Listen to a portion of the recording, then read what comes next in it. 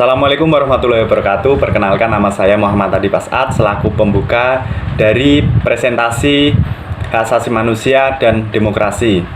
Berikut merupakan anggota kelompok 8. Yang pertama ada saya Muhammad Adi Pasat, yang kedua ada Ardian Rafli Adi Nugroho, yang ketiga ada Friendly Setio Nugroho, dan yang terakhir ada Angelio Adam Adi Putra. Pada materi kelompok 8 kita mengambil dari hak asasi manusia dan demokrasi. Nah, pada hukumnya ini ada konsep hukum yang diartikan bahwa hukum adalah peraturan yang berupa norma dan sanksi yang dibuat untuk tujuan mengatur tingkah laku manusia, menjaga ketertiban, keadilan, dan mencegah terjadinya kekacauan. Terus ada lagi hukum Islam atau syariat Islam adalah sistem kaidah-kaidah yang didasarkan pada waktu adanya wahyu dari Allah Subhanahu wa taala dan sunnah Rasul mengenai tingkah laku muakalaf atau orang yang sudah dapat dibebani kewajibannya, yang diakui dan diyakini, yang mengikat bagi semua pemeluknya. Yang ketiga ada bila hukum dihubungkan dengan Islam, maka hukum Islam berarti seperangkat peraturan berdasarkan wahyu Allah dan sunnah Rasul tentang tingkah laku manusia mukallaf yang diakui dan diyakini berlaku dan mengikat untuk semua umat yang beragama Islam. Dari definisi yang dikemukakan di atas dapat dipahami bahwa hukum Islam mencakup hukum syariah dan hukum fikih, karena arti syara dan fikih terkandung di dalamnya atau Patra 2019. Terus yang kedua ada konsep hak asasi manusia. Kata hak dalam hal ini berarti sebagai kepunyaan atau kekuasaan atas sesuatu, sedangkan asasi adalah sesuatu yang utama dan mendasar. Secara umum, hak asasi manusia adalah seperangkat hak yang melekat pada hakikat dan keberadaan manusia sebagai makhluk Tuhan Yang Maha Esa dan merupakan anugerahnya yang wajib dihormati, dijunjung, dan dilindungi oleh negara, hukum dan perintah dan setiap orang demi kehormatan serta perlindungan harkat dan martabat manusia. Nah, di sini ada ciri-ciri pokok hakikat hak asasi manusia. Yang pertama ada hak asasi manusia tidak perlu diberikan, dibeli atau diwarisi. Hak asasi manusia adalah bagian dari manusia secara otomatis. Yang kedua ada hak asasi manusia berlaku untuk semua orang tanpa memandang jenis kelamin, ras, agama, etnis, pandangan politik atau asal-usul sosial dan bangsa. Yang ketiga ada hak asasi manusia tidak bisa dilanggar. Tidak seorang pun mempunyai hak untuk membatasi atau melanggar hak orang lain. Orang tetap mempunyai hak asasi manusia walaupun sebuah negara membuat hukum yang tidak melindungi atau melanggar hak asasi manusia, kata Mansur Fakih pada tahun 2003. Hak asasi manusia dalam perspektif pendidikan Islam. Agar hak asasi manusia menjadi suatu nilai yang dapat dipahami oleh setiap orang, diperlukan adanya proses internalisasi yang sistematis dan terprogram melalui berbagai kegiatan pendidikan dan pengajaran.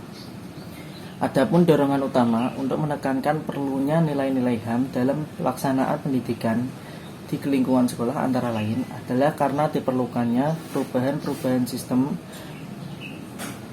nilai dalam kehidupan masyarakat dewasa ini.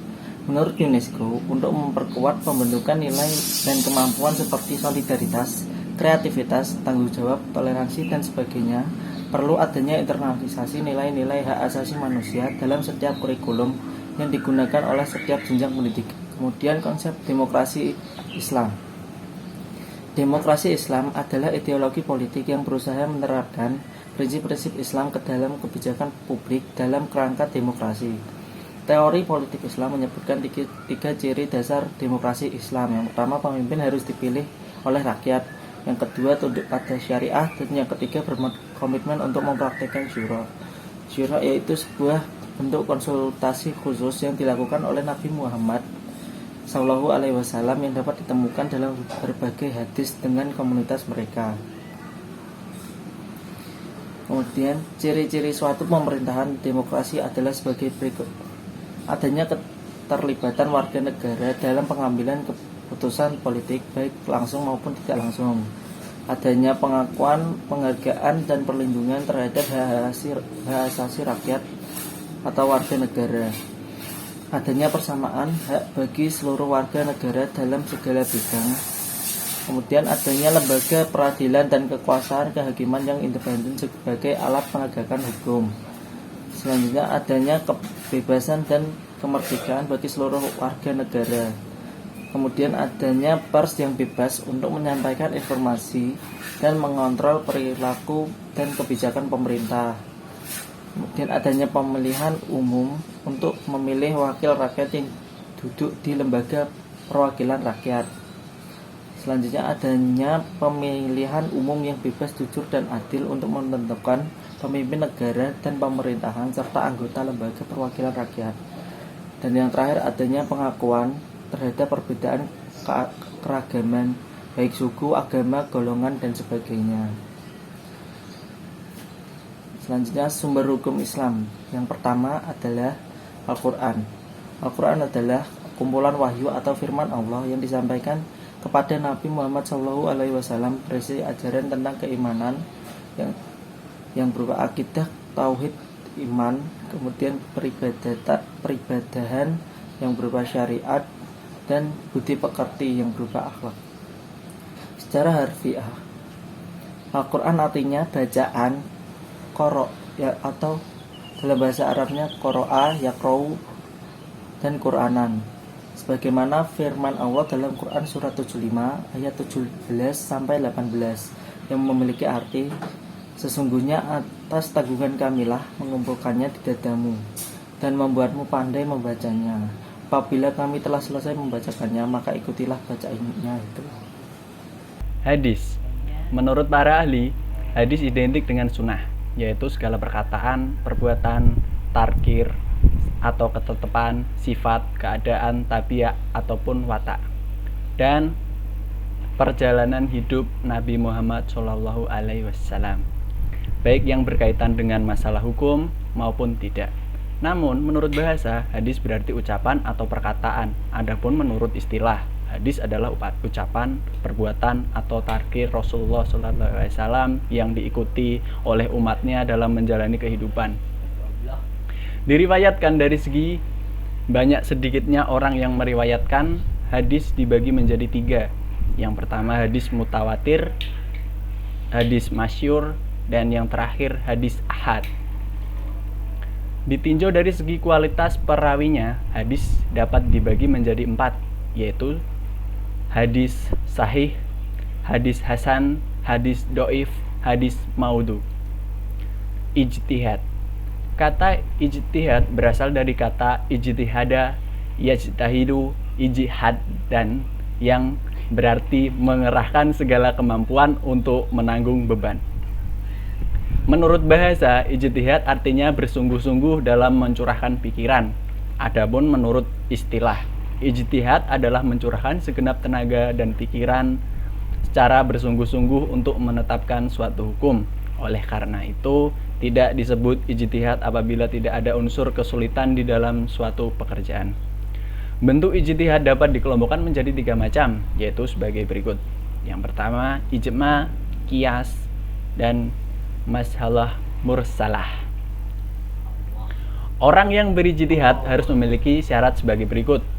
Yang pertama, memiliki pengetahuan yang luas dan mendalam. Yang selanjutnya adalah memiliki pemahaman mendalam tentang bahasa Arab, ilmu tafsir, usul fikih, dan sejarah big planet on our solar system. Harus mengenal cara mengistinbatkan atau perumusan hukum dan melakukan qiyas. Memiliki akhlakul karimah. Fungsi hukum Islam dalam kehidupan masyarakat. Fungsi hukum Islam pada kehidupan masyarakat memiliki fungsi sebagai berikut. Yang pertama, fungsi ibadah. Hukum Islam adalah aturan Tuhan yang harus dipatuhi umat manusia, dan kepatuhan merupakan ibadah yang sekaligus juga merupakan indikasi keimanan seseorang. Fungsi amar ma'ruf nahi mungkar. Setiap hukum Islam, bahkan ritual dan spiritual pun berorientasi membentuk manusia yang dapat menjadi teladan kebaikan dan pencegah kemungkaran. Yang ketiga, fungsi zawajir. Fungsi hukum Islam sebagai sarana pemaksa yang melindungi warga masyarakat dari segala bentuk ancaman serta perbuatan yang membahayakan. Yang keempat, fungsi tanzim wa islah al-ummah. Fungsi tersebut adalah sarana untuk mengatur sebaik mungkin dan memperlancar proses interaksi sosial sehingga terwujudnya masyarakat harmonis, aman, dan sejahtera. Hukum Islam memiliki dua sifat. Yang pertama, al-sab atau stabil, yaitu hukum Islam sebagai wahyu dekat, tetap, dan tidak berubah sepanjang masa. Yang kedua ada at-tahwahur atau berkembang, yaitu hukum Islam tidak kaku dalam berbagai kondisi dan situasi sosial. Selanjutnya, kontribusi umat Islam dalam perumusan dan penegakan sistem hukum Indonesia. Lahirnya Undang-Undang Dasar 1945 dalam upaya mempersiapkan kemerdekaan Indonesia tidak disangsikan lagi peran-peran kaum muslimin, terutama para ulama. Mereka berkiprah dalam BPU PKI yang dibentuk tanggal 1 Maret 1945. Undang-Undang Nomor 7 Tahun 1989 tentang Peradilan Agama. Mahasiswa memprotes pasal tersebut karena dipandang bertentangan dengan hukum Islam sehingga berubah pasal tersebut dan disetujui pada pasal tersebut dinyatakan perkawinan itu sah apabila telah dilaksanakan sesuai dengan tata cara menurut agama dan kepercayaan masing-masing. Hal ini dipandang menampung hukum Islam bahwa perkawinan itu sah apabila dilaksanakan menurut syariat dan rukun nikah. Undang-Undang Nomor 7 Tahun 1989 tentang Peradilan Agama. Dalam pembahasan RUU PA, banyak tentang dari berbagai pihak. Pertama, mengatakan bahwa dalam rangka menuju unifikasi hukum di Indonesia, peradilan agama tidak mau diperlukan lagi, sebab ada pesan dualisme dalam sistem peradilan agama di Indonesia. Kalaupun ada peradilan agama, maka harus bertindak kepada peradilan umum. Undang-Undang Nomor 41 Tahun 2004 tentang perwakafan. Dengan berlakunya undang-undang ini menunjukkan peranan hukum Islam. Bidang perwakafan semakin mengikat umat Islam untuk melaksanakan kegiatan perwakafan secara legal. Nah, itu tadi presentasi dari kelompok kami mengenai materi hak asasi manusia dan demokrasi. Apabila ada salah pengucapan kata atau perbuatan dari kelompok kami, saya perwakilan dari kelompok 8 meminta maaf yang sebesar-besarnya. Sekian, terima kasih. Wassalamualaikum warahmatullahi wabarakatuh.